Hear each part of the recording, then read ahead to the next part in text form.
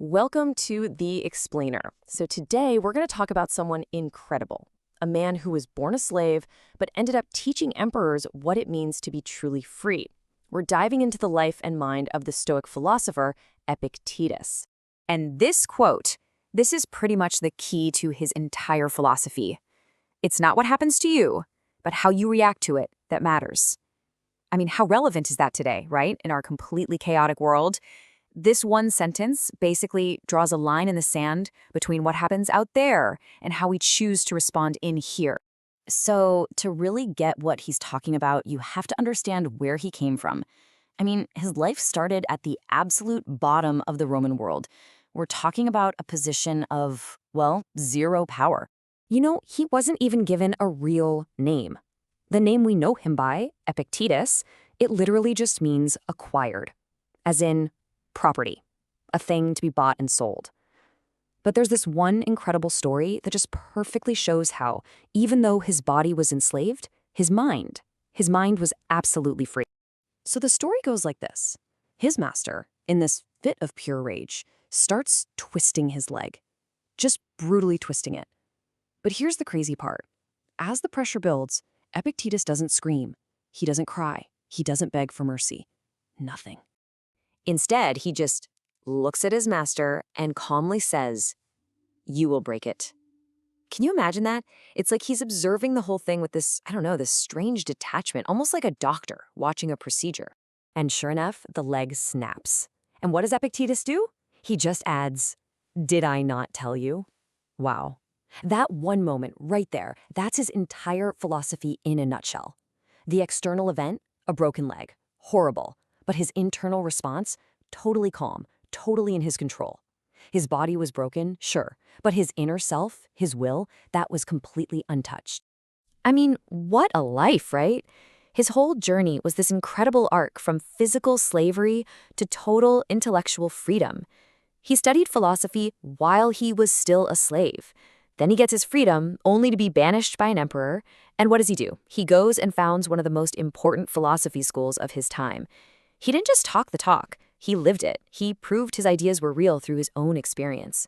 Okay, so how did he do it? How did he build that kind of resilience? Well, it was all built on this single, super powerful idea. His entire philosophy, honestly, it just rests on one simple but brilliant distinction. And if you really get it, it can completely change how you see everything. And here it is, the dichotomy of control. It's so simple. Look at these two columns. On the left, you've got all the stuff that's not up to us.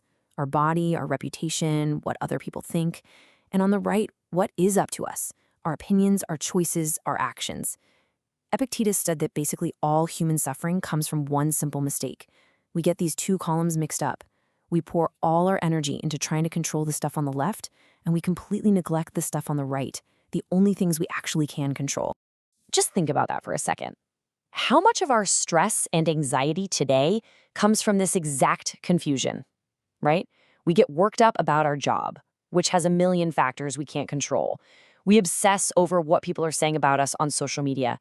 That's totally in their hands. Every time we do that, we're basically making ourselves slaves to these external things when we could be the masters of our own minds.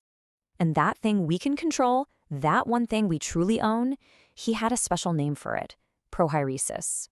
Think of it as your power of choice, your ability to decide what things mean and how you're going to react. It's like this untouchable fortress inside you. A tyrant could throw you in jail, they could break your leg, but they can't touch your prohairesis, not unless you let them. So here's the big twist. For Epictetus, real freedom isn't about being able to do whatever you want or get whatever you want.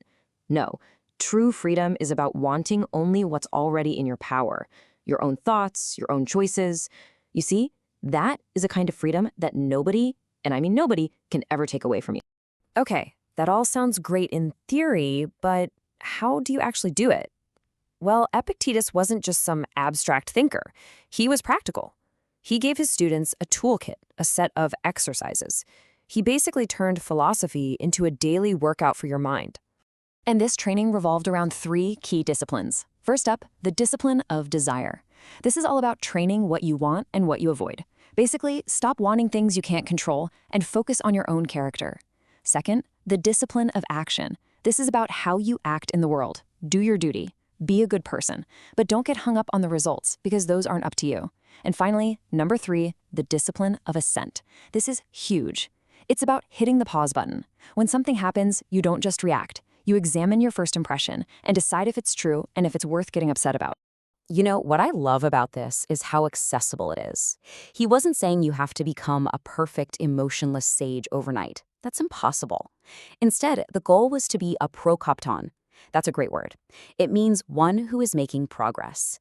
It's like being an athlete in training for life. The point isn't perfection, it's the daily effort, the constant practice. And believe me, these ideas did not die out in ancient Greece. They have been echoing down through history, influencing some of the most powerful people and some of the most important ideas ever, right up to our own time. I mean, you can draw a straight line from this former slave's lecture hall all the way to the private diary of the most powerful man in the world, the Roman Emperor Marcus Aurelius. His famous book, Meditations, is full of Epictetus's ideas. And that line doesn't stop there. It jumps all the way to the 1950s, where this core insight, that our thoughts, not events, cause our suffering, became one of the founding principles of modern psychology. We're talking about cognitive behavioral therapy, or CBT. And this contrast is just amazing, isn't it?